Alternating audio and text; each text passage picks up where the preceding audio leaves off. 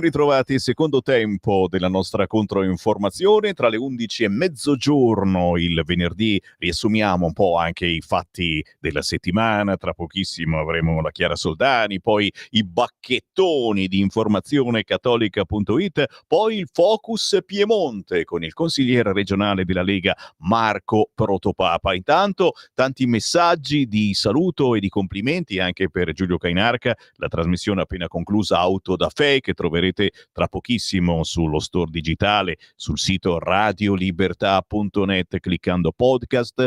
Giulio, i libri come quelli del professor Pezzani andrebbero portati a costituire materia scolastica per preparare i giovani per il futuro, scrive Luciana.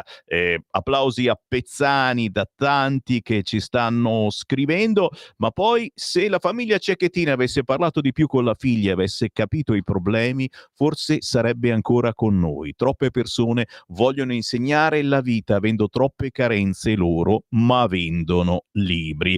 Ombretta, Forza Italia, difesa dialetti e crociate contro gli immigrati clandestini, solo specchietti per le allodole, per far perdere voti alla Lega. Riguardo alla riforma giustizia, separazione delle carriere e al trionfalismo di Forza Italia, vorrei ricordare a quelli smemorati che già 25 anni fa la Lega, sempre troppo avanti nei tempi e nelle idee, raccoglieva le firme su questo tema e su altri per referendum insieme ai radicali. Per caso Forza Italia li aveva sostenuti e votati allora o non avevano ancora capito? Brava Ombretta, effettivamente Forza Italia si appropria di molte argomentazioni che sono della Lega.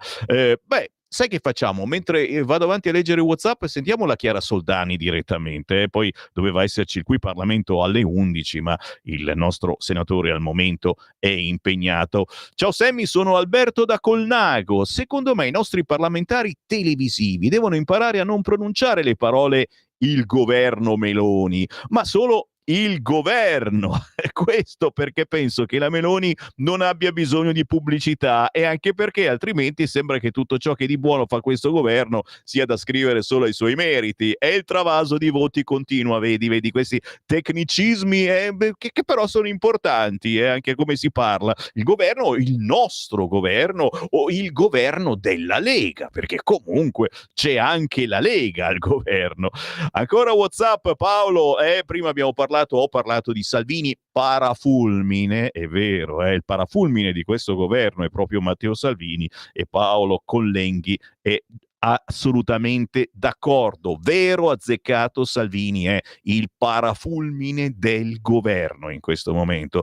Fonte del Ministero degli Interni: la cittadinanza si acquisisce da genitori italiani oppure da almeno un genitore italiano, poi rari casi di persone apolide oppure da genitori stranieri presenti da almeno 10 anni in Italia e che abbiano fatto un percorso socioculturale per ottenere la cittadinanza. Dunque non chiamateli italiani di seconda generazione. Bravo Gianluca.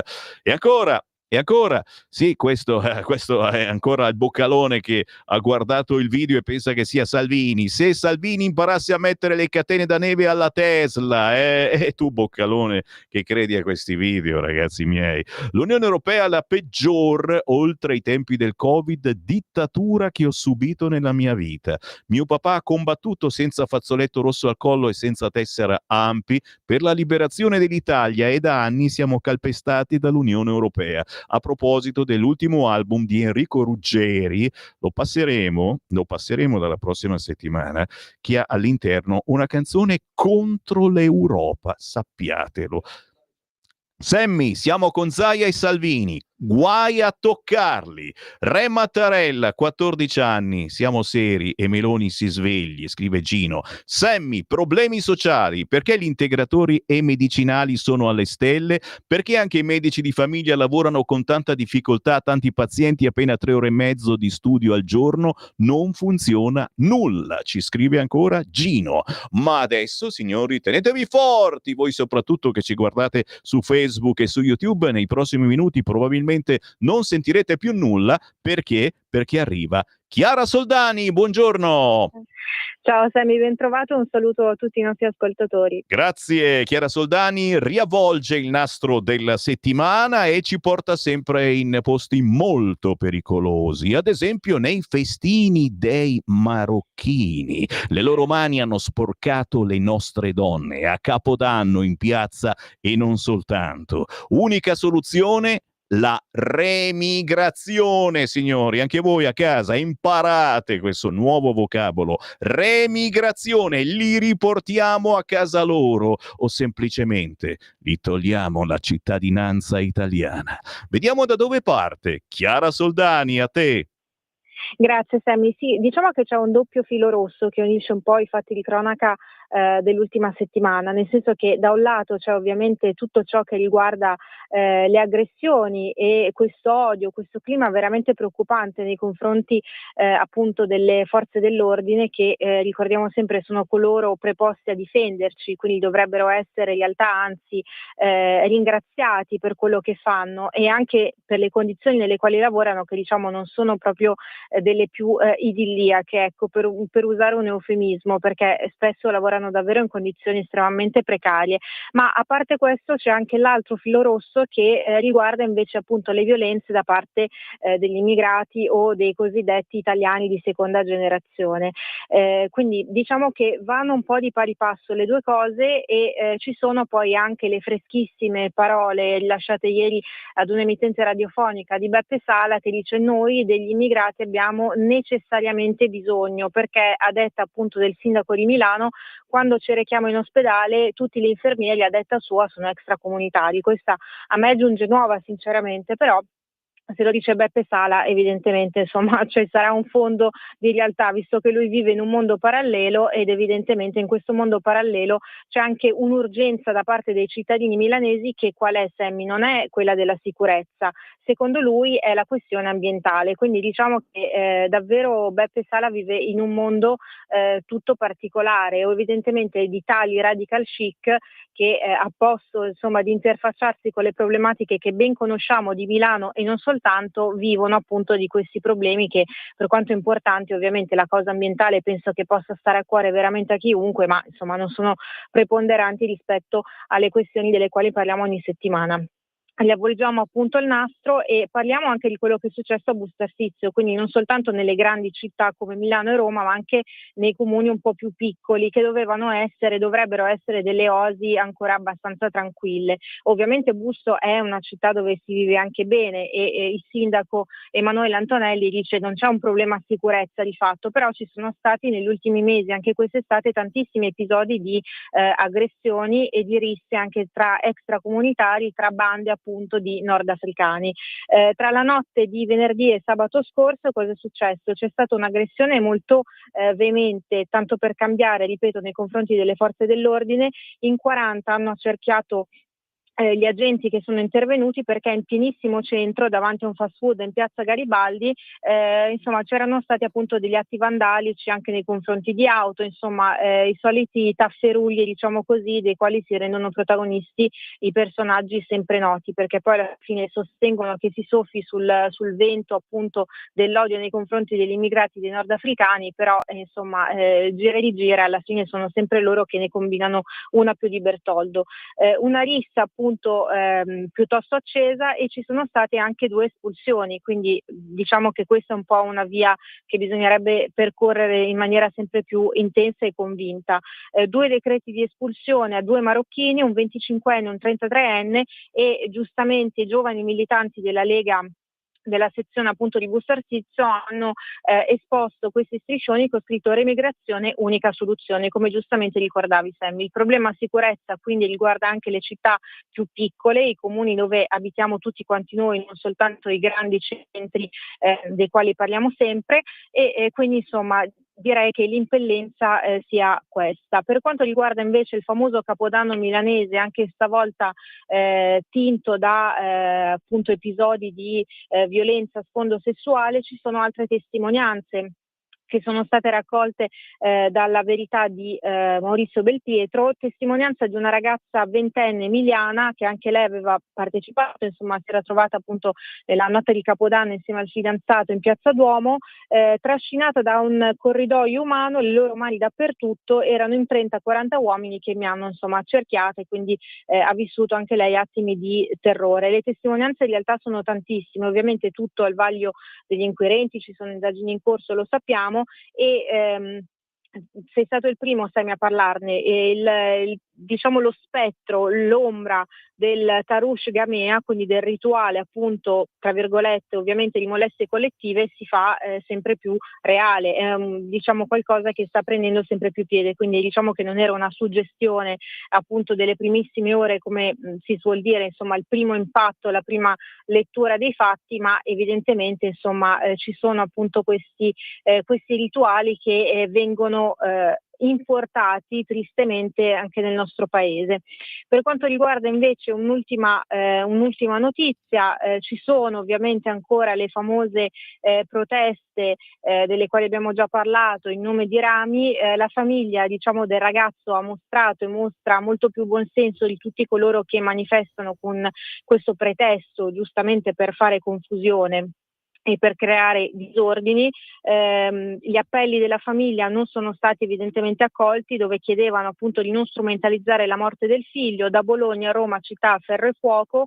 Anche in questo caso agenti aggrediti, ci sono 18 in tutto tra Roma e Bologna che sono stati appunto presi di mira. Il pretesto appunto è quello di creare ulteriore violenza e ci sono stati ovviamente le bombe carta, tutti esponenti dei centri sociali che si sono resi protagonisti di violenza, atti vandalici, vetrine distrutte e ovviamente devastazione urbana. Insomma, Sammy, abbiamo cercato un po' di riassumere gli argomenti di questa settimana. Settimana prossima però prometto porto una buona notizia, una bella vittoria sul fronte Lega per quanto riguarda il gender nelle scuole. Promesso.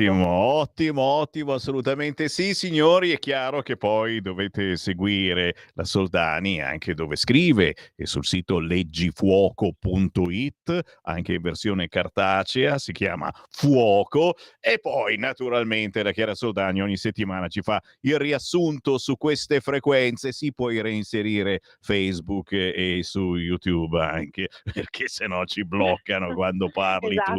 Esatto. Grazie Chiara, sempre un piacere averti con noi. Buon weekend. Grazie a te, Sammy, un abbraccio a te e un saluto a tutti, grazie mille. Grazie a Chiara Soldani che riceve alla clac anche lei con il WhatsApp al 340 6709 659. Grazie naturalmente a tutti voi che ci fate sapere naturalmente quando siete d'accordo, quando non siete d'accordo. Ci chiamiamo Radio Libertà e c'è una grande libertà per tutti voi di entrare in onda e di dire la vostra sugli argomenti del giorno. I magi dovrebbero far rispettare le leggi, ma sono i primi a non farlo, non dovrebbero essere sanzionati. I magi, a volte sono criptiche, le vostre meditazioni. Zaia è quello che ha sponsorizzato Crisanti e vi pare poco. Vedi, sarebbe controcorrente alla grande. Poi con Contosi, naturalmente, una battaglia politica di quelle grosse, ma quelli che danno i 5 euro non pensano che se spendono di più nei costi del bollettino, sì, quelli che vanno in posta, conto corrente postale 37671294 per aiutare Radio Libertà, ma sai ascoltatrice che dopo una certa età il bollettino si paga molto di meno, ma che senso ha 5 euro se ne spendi 2 di bollettino? Appunto, non fateci 5 euro, se fai una donazione alla radio falla con una cifra che giustifica il costo del bollettino, se non spendi per niente, Brava, grazie a tutti quelli che ci stanno aiutando. Ho incrociato prima il nostro amministratore, ha detto che ci sono tanti di quei bollettini da 5 euro, ma anche sul sito radiolibertà.net, donazioni a go-go. Ma io punto sulla quantità e mica sulla qualità. Mi fermo perché a quest'ora tocca a loro. I bacchettoni di informazionecattolica.it sono tornati ed è con noi Pietro Licciardi. Ciao Pietro! Ciao Sammy, un salutone a te e a tutti gli ascoltatori, come sempre. Allora, anche noi parliamo di federalismo con Matteo Orlando, che in un articolo propone una forma inedita di autonomia che esprima il primato della persona e della famiglia, il ruolo strumentale dello Stato e che rilanci il principio di sussidiarietà correttamente inteso. Secondo Orlando, l'alternativa allo Stato nazionale centralista e burocratizzato non è un'Italia con un regionalismo differenziato o con uno pseudo-federalismo su scala regionale, ma un'Italia federale, municipale e consortile, anche se per farla occorrerebbe una vera controrivoluzione, poiché non è più possibile né economicamente vantaggiosa la trasformazione delle strutture esistenti in organi di un governo pseudo-federale. Anche perché, altrimenti dico io, il rischio è di moltiplicare i centri di potere, di produzione burocratica e lo sperpero di risorse con la creazione di tanti mini-stati quanti sono le regioni o le aggregazioni di regioni. Il comune è per Matteo Orlando il tassello fondamentale di ogni nazione veramente democratica, perché solo nei comuni può essere esercitato il controllo diretto dei cittadini sui poteri pubblici. In Italia, in particolare, derivando dalle antiche civitates, il comune è un'entità diffusa in modo puntiforme sul territorio e oggi i sindaci hanno una grande forza rappresentativa tratta dalla diretta legittimazione popolare, ma occorre che tale autorevolezza si traduca in un'effettiva capacità di governo, il che esige di liberare i comuni dalle infinite pastoie burocratiche centralistiche e di fare corrispondere responsabilità politica e capacità di azione, autonomia amministrativa e responsabilità fiscale. Insomma, invito a leggere l'articolo perché è assai interessante. Passo ad una notizia, diciamo così, curiosa. Porte aperte ai migranti, ma non nella città-stato di Papa Bergoglio. Sono state infatti recentemente inasprite le pene per chi entra in Vaticano e per chi aiuta ad entrarvi clandestinamente. Pene sensibilmente aumentate se ciò avviene con l'inganno o con la forza, non ottemperando all'invito di fermarsi da parte della forza pubblica. Tutto questo, peraltro, è perfettamente in linea con il catechismo della Chiesa Cattolica. Si legga a questo proposito il paragrafo 2241. Peccato che quello che Papa Francesco stabilisce giustamente per il suo Stato non debba valere per l'Italia, a giudicare dai suoi sempre pressanti inviti ad aprire le porte a chiunque arrivi sulle nostre coste clandestinamente, ovvero con l'inganno e la complicità delle ONG che fanno la funzione di scafisti. Lungi da noi il voler polemizzare, ma solo facciamo notare che quello che ha cercato di fare l'allora ministro Salvini con la Open Arms e quello che cerca di fare Giorgia Meloni è la stessa medesima cosa che fa il Papa a casa sua e che è scritto nel catechismo, ovvero cercare di regolare i flussi. Angelica La Rosa informa di una ricerca condotta in Canada, secondo la quale c'è una stretta relazione tra la diminuzione dei matrimoni religiosi e il calo demografico. Ricordiamo che il costante calo del tasso di fertilità a livello globale suscita allarme tra i governi che cercano in qualche modo di tornare a riempire le culle. Tuttavia c'è da credere che i risultati saranno scarsi se non ci si rende conto, appunto, della stretta correlazione tra matrimonio e fertilità, con buona pace dei sinistri che hanno fatto e continuano a fare di tutto per distruggere la famiglia cosiddetta tradizionale. Torno a Matteo Orlando che lancia la proposta di rendere detraibili tutti gli scontrini fiscali per rendere il fisco più equo e appena meno opprimente per i cittadini. Certamente una riforma di tale portata richiede un'analisi approfondita dei benefici, dei rischi e delle modalità, considerando anche le peculiarità del contesto italiano. Tuttavia, numerosi paesi, scrive Orlando, hanno adottato misure simili con risultati significativi. Una notizia interessante l'abbiamo ripresa e commentata dalla Verità ed è questa. In molte aree del mondo le conversioni al cristianesimo sono più numerose che ai tempi di Gesù. In Cina, ad esempio, dal 1950 a oggi, il tasso annuo di crescita è del 7%, il doppio di quello delle prime comunità cristiane. Ma anche nell'Islam la fede cristiana galoppa. In Iran i cristiani erano stimati in 350.000, ma oggi avrebbero superato il 1.000.000, mentre nel resto del mondo islamico i convertiti nell'ultimo decennio arriverebbero a 7 milioni. Forse è per questo che certi imam, anche in casa nostra, schiumano di rabbia nei loro sermoni in moschea il venerdì, invitando all'integralismo. Insomma, i cristiani al netto degli abbandoni crescono di un 4 milioni l'anno. Invito a leggere l'articolo per le considerazioni che questo fenomeno ispira. Matteo Castagna parla invece del giansenismo contemporaneo, che ripropone un'eresia del XVIII secolo, che produsse un grande fervore religioso davanti a un Dio che non è il Dio di Gesù Cristo. Per questo non è un Dio di tutti, ma una specie di proprietà privata di coloro che dicano di credere in Lui, mentre l'umanità sarebbe una massa dannata.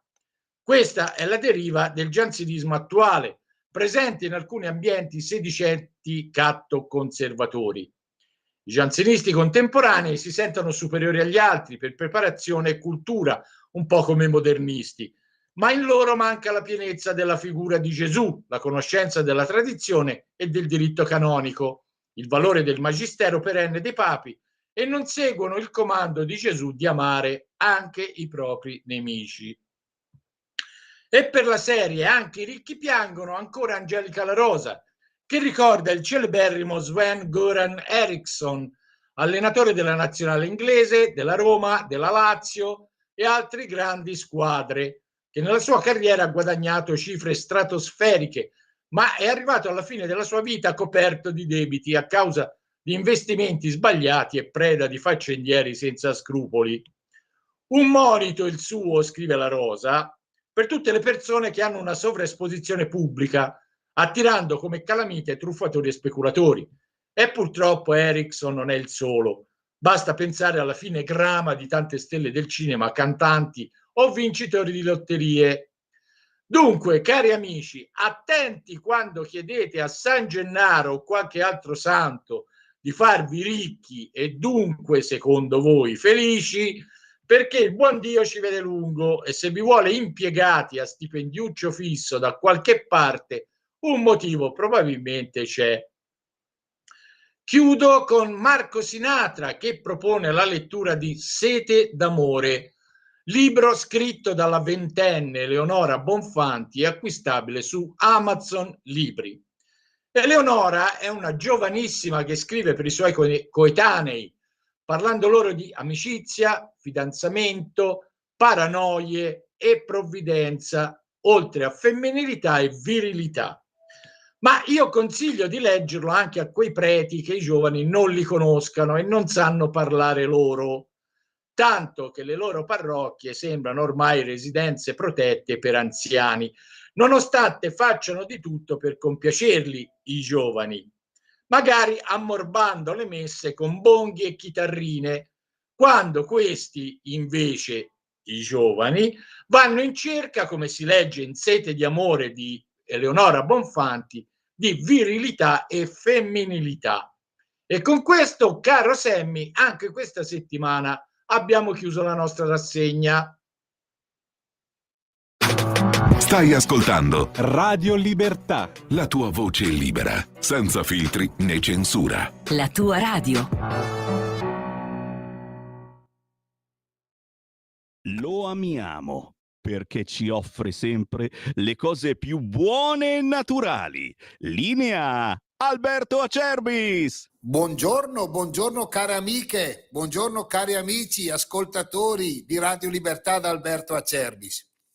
Questa mattina voglio parlarvi di una cosa straordinaria, di un momento particolare, di un momento importante per la nostra Italia. Se amiamo l'Italia, dobbiamo amare anche i suoi prodotti, i suoi figli, che alla fine sono i suoi frutti. Siamo in piena raccolta delle olive, stiamo producendo l'olio nuovo, qualcosa di straordinario, la produzione quest'anno è un po' migliore dell'anno scorso, anche il frutto si presenta bene. Quindi a tutti coloro che ci conoscono già, a tutti coloro che vogliono provare l'olio extravergine di oliva Acerbis, la grande offerta di ricevere 6 bottiglie di olio Acerbis da 1 litro direttamente a casa vostra, chiaramente estrazione a freddo, chiaramente 100% italiano, d'olive italiane.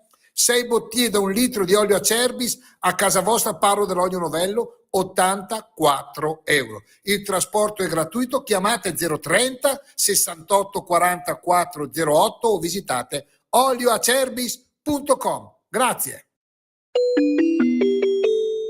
Qui Parlamento.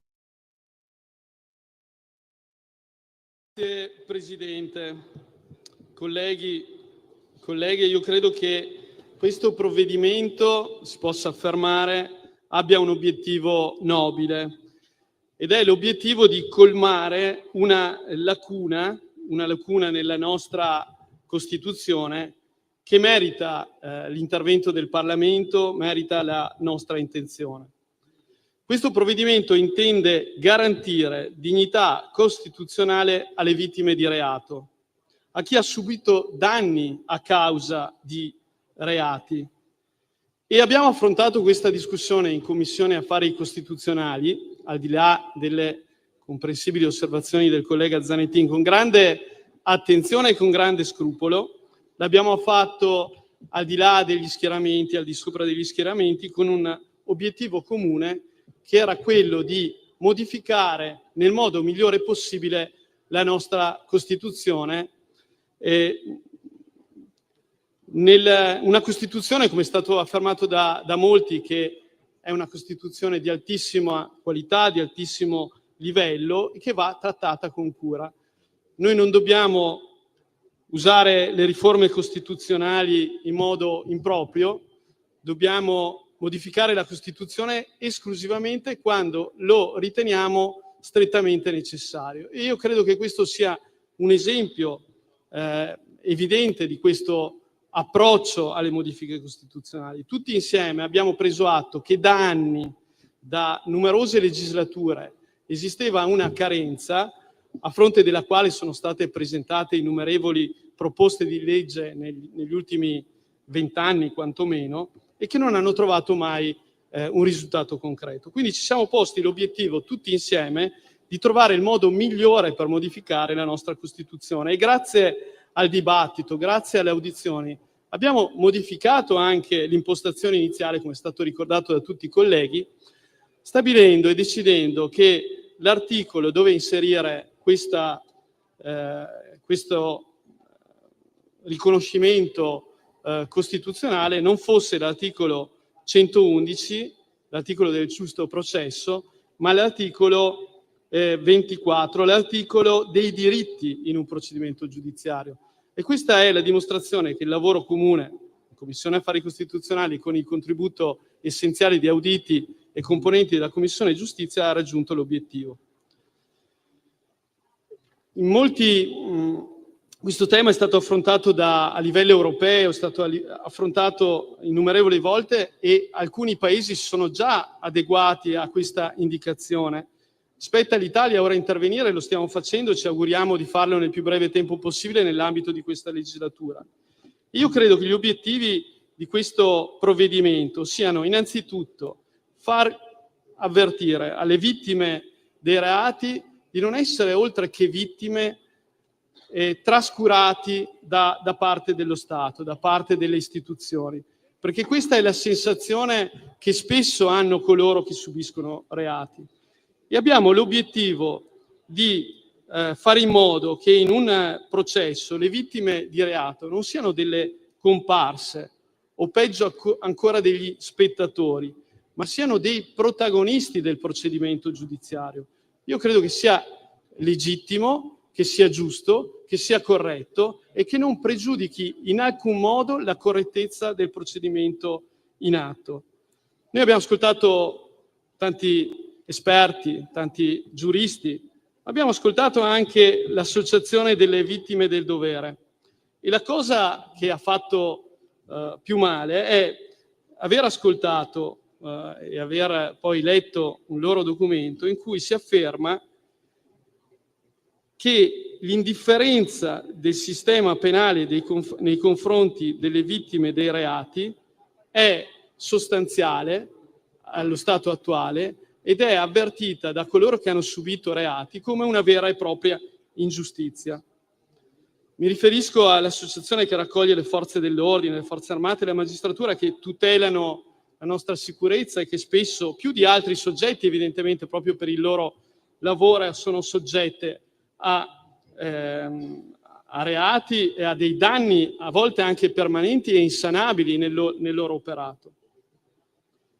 Io credo che una delle preoccupazioni è il fatto che a fronte di questa riforma si possa essere un aggravio di costi, ma l'eventuale utilizzo di risorse pubbliche per tutelare le vittime dirette o indirette, i familiari dei reati, non sono costi, non possono essere interpretati come costi, ma devono essere interpretati come doverosi risarcimenti. Quindi non ci deve far paura questa modifica, ci spinge invece a essere più responsabili nei confronti delle vittime dei reati, nel tutelarli in modo concreto, in modo più efficace, perché non si sentano abbandonati anche dallo Stato. Ho sentito vari interventi in cui si è palesato il timore che questa sia una riforma giustizialista. Io non credo che sia così. Questa è una riforma giusta. Questa riforma non vuole introdurre un condizionamento che sbilanci il rapporto tra accusa e difesa. Noi siamo certi che rendere protagonisti le associazioni o comunque le vittime dei reati nel procedimento penale non indurrà i giudici a essere meno terzi e meno imparziali, ma arricchirà il procedimento penale consentendo che venga ascoltata e rispettata la voce delle vittime. E per questi motivi noi siamo favorevoli a questa riforma costituzionale e annuncio in tal modo il voto di tutti i senatori del gruppo Lega Salvini Premier. Grazie Presidente. Grazie senatore. Qui Parlamento. Stai ascoltando Radio Libertà, la tua voce libera, senza filtri né censure, la tua radio. In fila, disorientati e persi sotto un bombardamento mediatico dove il nostro cuore conosce una vera solitudine. Ecco che i nostri protagonisti riescono a guardarsi negli occhi e a riconoscersi come esseri umani e insieme lottano per restare attaccati alla realtà del mondo. Ecco, di questo parla Allo sportello dei cuori smarriti, il nuovo singolo estratto dall'album Nuova Condizione. Io sono Cerily e vi auguro un buon ascolto.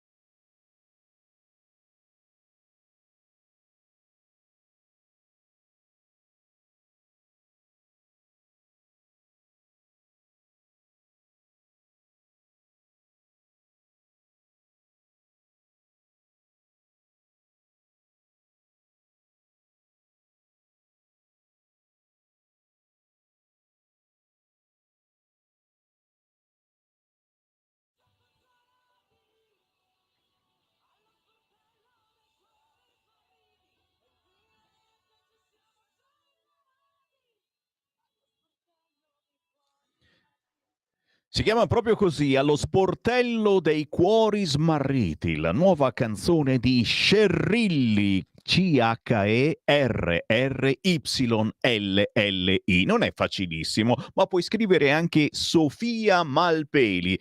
La stiamo scoprendo pian piano, mi ricorda moltissimo Gerardina Trovato, è molto in gamba e fa parte di quel sottobosco di artisti indipendenti che non passano sulle radio nazionali. Noi siamo una radio nazionale e la trasmettiamo. Hai visto, Sammy Varin? Ti sei autosmentito. Buongiorno, complimenti naturalmente agli artisti che mi fanno avere i loro pensieri musicali, ma soprattutto buongiorno a voi, ascoltatori vicini e lontani. In ritardo clamoroso, ma ci siamo, lo aspettavate. Il Focus Piemonte delle 11:30 del venerdì è in arrivo. Va ora in onda Focus Piemonte.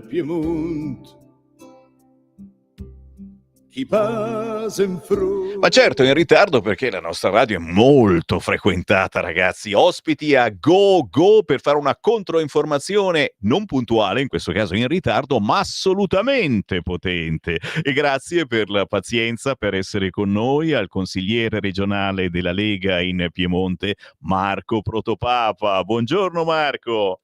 Buongiorno Sami e un buongiorno a tutti gli amici di Radio Libertà. Grazie ancora della pazienza e soprattutto Marco ci porta delle buone notizie in questa valle di lacrime. Io sono contentissimo quando possiamo far capire che c'è la buona politica, non fa notizia sui quotidiani, ma c'è e come. Come sta lavorando la Lega in Regione Piemonte? Le buone notizie ci arrivano ad esempio dalla segnalazione di bandi molto importanti che a volte uno non lo sa e non ne approfitta. E invece siamo qua per fare anche un servizio a chi ci segue dal Piemonte, ma anche un esempio di come si possa lavorare per le altre regioni che ci ascoltano. E allora, Protopapa, ti chiedevo buone notizie nel campo dello sviluppo rurale. Ho letto che ci sono novità sulle gestioni idriche, sulle reti antigrandine, che sembrano sciocchezze, ragazzi, ma sospese, ma anche sulla gestione della predazione del lupo, ad esempio. Che cosa si muove su questo fronte, Marco? Ma si muove che abbiamo la possibilità e anche l'opportunità quindi di portare avanti i nostri progetti che sono stati creati, ideati e condivisi con l'Europa nel 2023, che hanno fatto sì che lo sviluppo rurale 2023-2027 prendesse forma. E logicamente dalle idee poi bisogna passare ai fatti e molte volte si inizia ma non sai se puoi confermare, strada facendo, quali che sono i presupposti per dare appunto questi sostegni. E invece proprio in questi mesi di fine 2024 e ancora adesso con questo mese dei primi di gennaio abbiamo avuto modo e l'assessorato all'agricoltura, che non rappresento più in modo diretto, ma che prosegue nelle progettazioni figlie di un quinquennio precedente, ha portato avanti quelli che sono gli investimenti e i bandi che sono in atto e che aiutano l'agricoltura, ma oggi come non mai l'agricoltura è un influencer sulla vita quotidiana di tutti noi, ad addentrarsi sulle problematiche e risolverle, come ad esempio gli investimenti per le riduzioni delle emissioni. Perché? Perché si parla sempre di qualità dell'aria, si parla sempre quindi di inquinamento che soprattutto esiste nelle grandi città per lo smog, per tutto quello che è la parte di combustione che capita all'interno di queste metropoli. Ma esiste anche una problematica un po' più nascosta che riguarda l'utilizzo delle emissioni di gas per quanto riguarda appunto le attività agricole, gli agenti inquinanti dell'aria come l'ammoniaca, e quindi perciò la possibilità di intervenire, aiutare le aziende ad adeguarsi, allinearsi a quelli che sono i crismi, le nuove regole che portano avanti questo progetto dell'Agenda 2030, che è quella legata al miglioramento ambientale e dell'aria stessa. Poi naturalmente si parla ne abbiamo vissuto nell'anno precedente, soprattutto tra il 22 e il 23, il problema della carenza idrica, delle problematiche proprio legate alla gestione dell'acqua, e quindi le aree rurali hanno molte reti idriche che necessitano di un ripristino, soprattutto perché noi non immaginiamo quant'acqua viene persa sottoterra e non si vede, e che naturalmente è uno spreco, soprattutto quando ne viene sempre di più a mancare. E quindi realizzare degli ampliamenti delle reti idriche a servizio delle comunità rurali, ma naturalmente parliamo anche di approvvigionamento e della distribuzione dell'acqua potabile, fondamentale logicamente per la vivibilità di queste aree stesse, delle reti di distribuzione idrica esistenti, e perché no anche dei sistemi fognari. Quando si parla poi di non spreco oppure di utilizzo, di riuso delle acque, ricordiamoci che il futuro è anche nel recupero delle acque fognarie, delle acque reflue, come si suol dire, perché ce l'hanno insegnato nazioni piccole ma molto evolute su certi campi, che ci dicono che se uno ha la tecnologia dalla sua, tanti risultati può ottenerli. Le reti antigrandine è una soluzione per la prevenzione, una prevenzione fondamentale per non doversi trovare successivamente a pagare dei danni, quindi abituare le aziende a proteggere i propri raccolti, logicamente legati a quelli che sono i settori che possono permettersi di utilizzare le reti, perché naturalmente certe colture è impensabile che applicarle, ma in altre, tipo i vigneti, tipo i frutteti, questo è possibile, e questo ci permette quindi, dando gli aiuti alle aziende, di proteggere, quindi anticipare quello che potrebbe essere dei grossi sborsi di risorse pubbliche.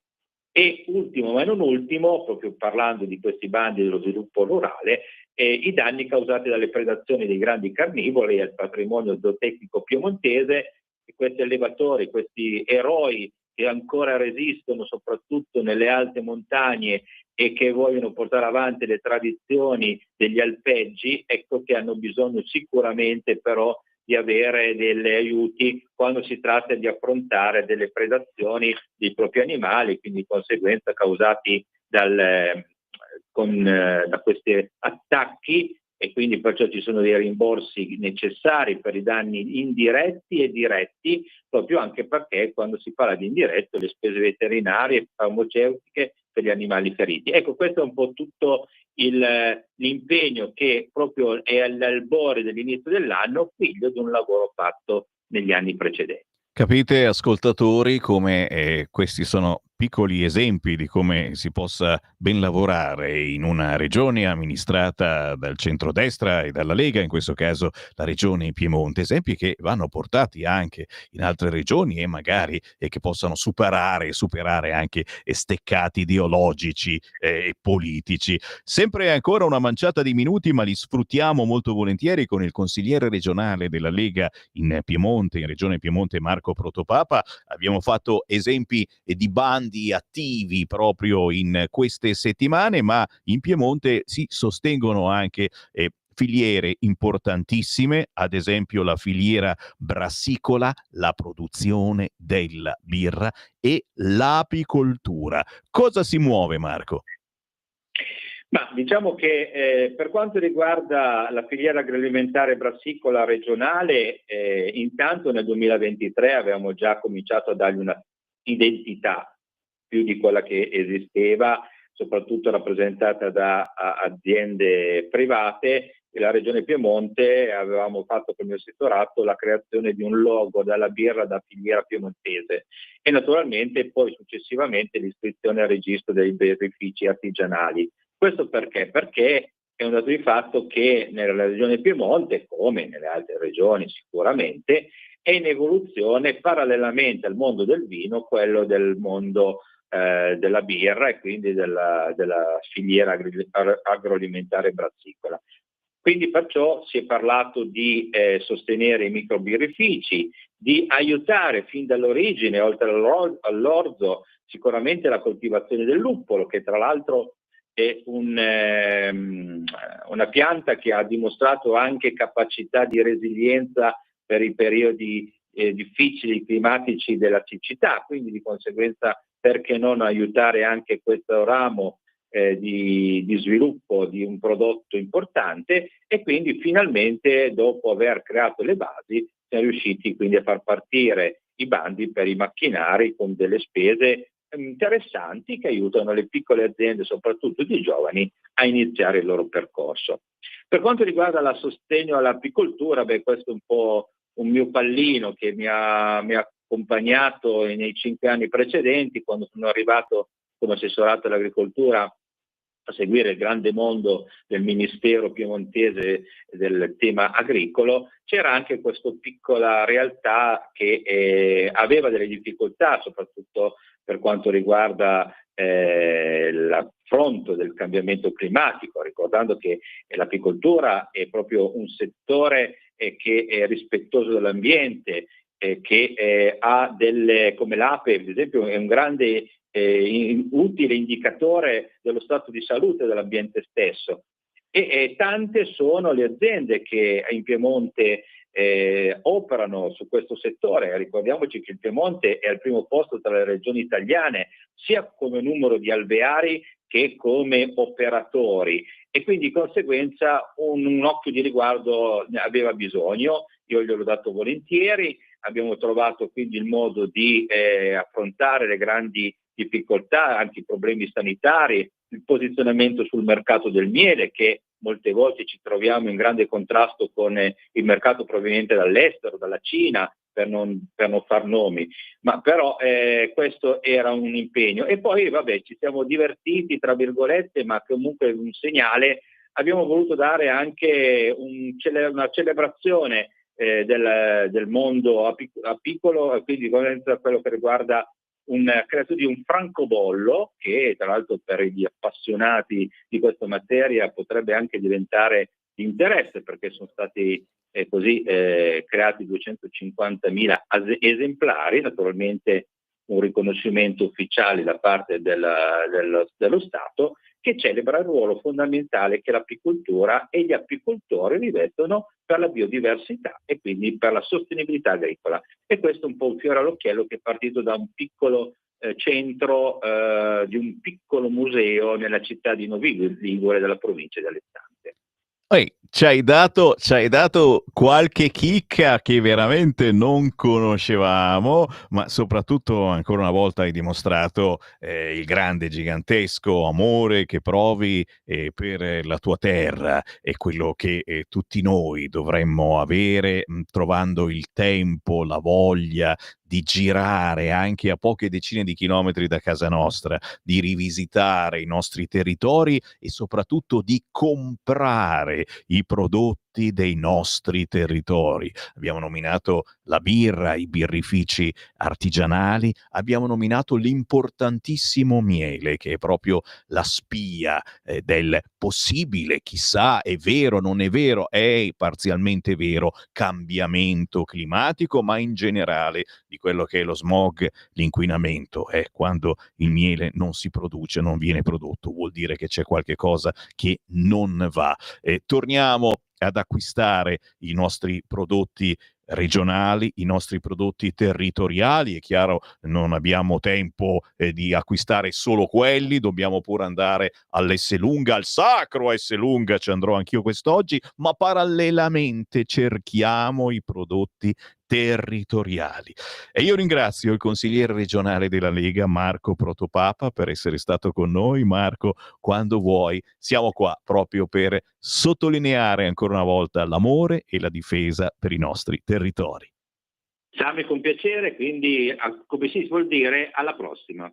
Grazie, Marco Protopapa, cercatelo su tutti gli appuntamenti con internet ogni giorno, cercando Facebook, cercando Instagram, cercando Lega Piemonte. Venite a scoprire un mondo che altrimenti difficilmente va sui quotidiani. Sammy Varin se ne va, e certo, sono le 11:57, non posso far altro che ringraziarvi per il gentilissimo ascolto, per i tantissimi WhatsApp che abbiamo ricevuto. Tranquilli, restate lì perché una manciata di minuti e le nostre trasmissioni proseguono. È venerdì, a quest'ora c'è la musica indipendente, oggi se ne occupa il patron di Rock Targato Italia, Francesco Caprini. Io torno lunedì alle 7:30. Avete ascoltato Potere al